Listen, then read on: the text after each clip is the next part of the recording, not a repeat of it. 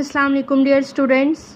Today our 22 lecture of chemistry, class 9th, chapter number 3, page number 51. Our chapter name is periodic table and periodicity of properties, and our topic name is atomic size and atomic radius. Students, हमने सबसे पहले मैं आपको बता दूं, हमने periodicity of properties पढ़नी है. उसमें हमारा जो आज का टॉपिक है वो है atomic size and atomic radius. सबसे पहले हमें पता होना चाहिए कि एटम क्या होता है, ठीक है. उसके बाद हम पढ़ेंगे उसका साइज़ क्या है और उसका रेडियस क्या है. स्टूडेंट्स, हमें पता है कि एटम हमारे पास क्या है. एक हम सपोज कर लेते हैं कि हमारे पास जो एटम है वो स्फीयर शेप में प्रेजेंट है, ठीक है. एक स्फीयर है, उसको हम एटम बोल रहे हैं, जिसके सेंटर में न्यूक्लियस प्रेजेंट है और जिसकी अराउंड क्या प्रेजेंट है, शेल्स. अब हमारे पास जो न्यूक्लियस है, हमें पता है कि इसके अंदर प्रोटॉन भी प्रेजेंट होते हैं और न्यूट्रॉन्स भी प्रेजेंट होते हैं, जबकि ये जो हमारे पास शेल्स हैं इनके अंदर इलेक्ट्रॉन प्रेजेंट होते हैं जो कि रिवॉल्व करते हैं इन द शेल, ठीक है. इनमें फिक्स एनर्जी प्रेजेंट होती है. तब तक इनके अंदर फिक्स एनर्जी होती है जब तक ये अपने ही शेल के अंदर न्यूक्लियस के अराउंड रिवॉल्व कर रहे होते हैं. इनकी एनर्जी जो होती है वो फिक्स होती है, लेकिन जब ये अपनी एनर्जी लूज़ करते हैं या गेन करते हैं, उसमें क्या होता है, ये जो इलेक्ट्रॉन्स होते हैं या तो ये पुल कर जाते हैं आउटर मोस्ट शेल में या फिर इनर शेल के अंदर, ठीक है. उसके बाद हमें ये पता है कि जो एटम है उसका साइज़ जो है वो बहुत ज़्यादा स्मॉल है. किस तरह से? हमारे पास 3 पॉइंट्स गिवन है. एक्सट्रीमली स्मॉल पार्टिकल है. कौन? एटम. No fix boundary. हमें ये भी पता है कि जो एटम होता है उसकी फिक्स्ड बाउंड्री नहीं होती, उसकी डिफाइंड बाउंड्रीज नहीं होती उसके साइज़ की. तो ये हमारे लिए बहुत डिफ़िकल्ट है कि हम मेजर कर सकें साइज़ को, ठीक है, साइज़ ऑफ एन एटम को. Therefore the common method to determine the size of an atom is to assume that atoms are sphere. यही वजह है, यही 3 वजूहात हैं, हमारे पास 3 रीज़न्स हैं जिसकी वजह से हम कह सकते हैं, हम अज्यूम कर सकते हैं कि जो एटम है वो हमारे पास एक स्फीयर है, ठीक है. जब ये एक दूसरे के साथ क्लोज होते हैं, दे टच ईच अदर. जब ये एक दूसरे के साथ क्लोज होते हैं तो ये एक दूसरे के साथ टच करते हैं, ठीक है. लाइक यहाँ पे ये हमारे पास क्या है, एटम्स हैं 2. यहाँ पे ये एक दूसरे के साथ क्लोज है. ये वाला जो इसका पॉइंट है यहाँ से, ये इसका एटॉमिक रेडियस है 1/2 यहाँ से, 1/2 यहाँ से. अगर इसकी डेफिनेशन देखें तो इसकी डेफिनेशन कुछ इस तरह से आएगी हमारे पास. Half of the distance between the nuclei of the 2 bonded atoms is referred as atomic radius. Like 2 atoms हैं, इनका जो डिस्टेंस है between 2 nuclei of the 2 bonded atoms is referred as atomic radius. इसको हम बोलते हैं, ये क्या है, एटॉमिक रेडियस है. इसके एग्जांपल है हमारे पास students, distance between the nuclei of 2 carbon atoms in its elemental form 154 pm. pm क्या होता है, हमारे पास पिकोमीटर होता है. It's half is 77 pm. अब ये हमारे पास एग्जांपल दी हुई है कि यहाँ पे जो डिस्टेंस है between 2 nuclei of carbon atom वो हमारे पास क्या है, 154, ठीक है. अगर इसका मतलब क्या होगा कि इसका जो हाफ है वो हमारे पास क्या आएगा, 77 pm, radius of carbon atom. अब स्टूडेंट्स, मैं आपको बता देती हूँ कि पीएम क्या होता है, पिकोमीटर क्या होता है और इसकी वैल्यू क्या है. ये है हमारे पास नैनोमीटर, इसकी वैल्यू है 10⁻⁻⁹ और ये है हमारे पास पिकोमीटर 10⁻⁻12। उसके बाद अगर हम इसका ट्रेंड देखें इन मॉडर्न पीरियोडिक टेबल तो वो क्या होगा। अगर हम ट्रेंड देखें मॉडर्न पीरियोडिक टेबल के अंदर सबसे पहले पीरियड्स में तो डिक्रीज़ होगा, क्या एटॉमिक रेडियस जो है वो डिक्रीज़ होगा लेफ़्ट टू राइट। लाइक हमारे पास क्या है, सेकंड ग्रुप की बात करें लिथियम है, तो लिथियम से जब हम मूव कर रहे होते हैं ऑक्सीजन की तरफ तो हमारे पास जो एटॉमिक रेडियस है वो डिक्रीज़ हो रहा होता है। When we move from left to right in a period atomic number increases yet the size of atoms decreases gradually। atomic number increase हो रहा होता है और size जो है वो decrease हो रहा होता है। it is because with the increase of atomic number the effective nuclear charge increases because of addition of more and more protons in the nucleus।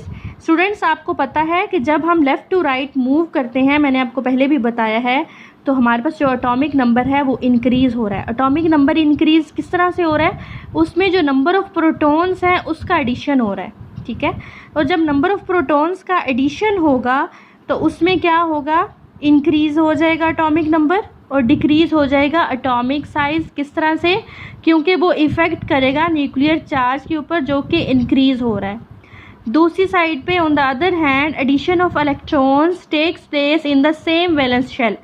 जितने नंबर ऑफ इलेक्ट्रॉन्स होंगे उतने ही नंबर ऑफ प्रोटॉन्स होंगे उस same shell के अंदर। Valence shell क्या है हमारे पास, आउटर मोस्ट शेल है, तो हम क्या कहेंगे कि शेल डू नॉट इंक्रीज़।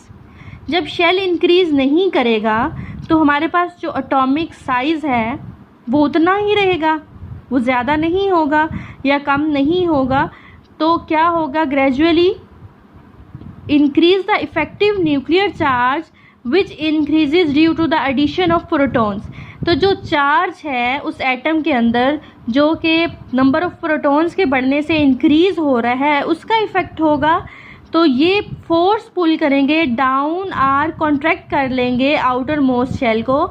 जब एटम के अंदर जो पॉजिटिव चार्ज है वो ज़्यादा हो जाएगा तो वो जो एटम है उसको कॉन्ट्रैक्ट कर लेगा। कॉन्ट्रैक्ट करने के बाद वो क्या करेगा, किधर जाएंगे उसके outer most shells, towards the nucleus.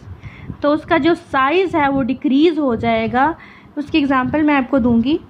यहाँ से अगर हम एग्जांपल जो है उसको थोड़ा सा मैं आपको बता देती हूँ। वैसे तो मैंने ये एटॉमिक रेडियस की डायग्राम बनाई है, मैं आपको बता देती हूँ। लाइक हमारे पास ये एटम है, यहाँ पे न्यूक्लियस प्रेजेंट है। हमें पता है न्यूक्लियस के अंदर प्रोटॉन्स भी होते हैं और न्यूट्रॉन्स भी होते हैं। अब हमने क्या कहा है कि एटॉमिक नंबर बढ़ रहा है। एटॉमिक नंबर के बढ़ने से क्या होगा, यहाँ पे नंबर ऑफ़ प्रोटॉन्स और नंबर ऑफ़ इलेक्ट्रॉन्स जो हैं जो यहाँ पे रिवॉल्व कर रहे हैं वो दोनों बढ़ जाएंगे, ठीक है। जब वो दोनों बढ़ जाएंगे तो यहाँ पे जो चार्ज है पॉजिटिव वो ज़्यादा हो जाएगा।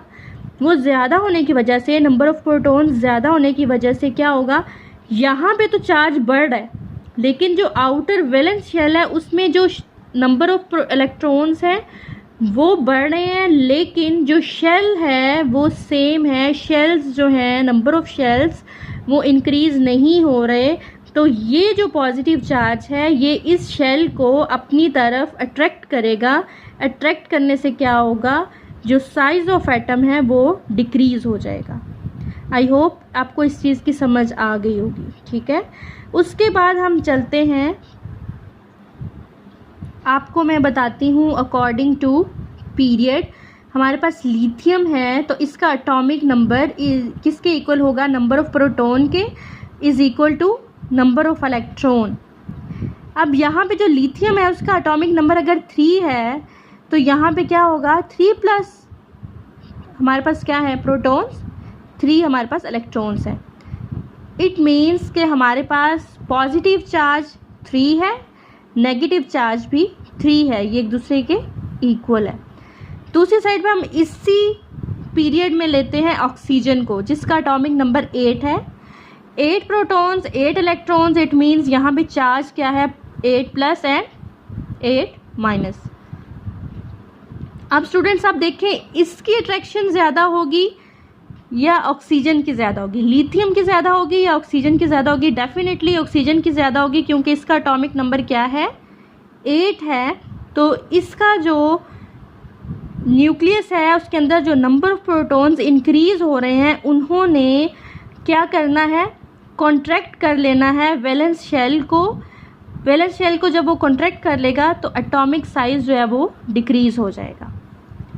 ठीक है, यहाँ पे मैंने इसका जनरल सा स्ट्रक्चर बनाया है आपके अंडरस्टैंडिंग के लिए। नंबर ऑफ इलेक्ट्रॉन्स यहाँ पे मेंशन किए हुए हैं, नंबर ऑफ प्रोटॉन्स, यहाँ पे भी नंबर ऑफ प्रोटॉन्स मेंशन है, नंबर ऑफ इलेक्ट्रॉन्स मेंशन किए हुए हैं। ठीक है, उसके बाद हम चलते हैं ट्रेंड की तरफ, जो कि हमारा है ग्रुप्स के अकॉर्डिंग।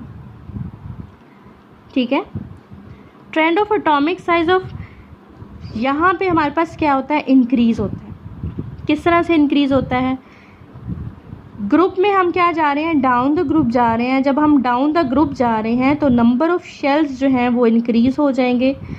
यहाँ पे लिथियम है, यहाँ पे इसका एक शेल है। बोरोन है, बोरोन का कितने शेल्स हैं, 1 2 3।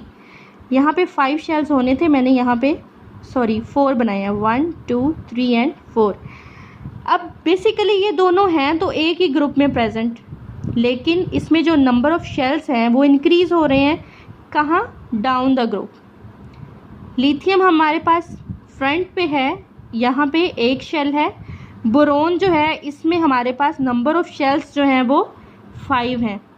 द साइज ऑफ एटम और there radii increases from top to the bottom. It is because new shells of electrons is added up to the successive period, which decreases the effective nuclear charge.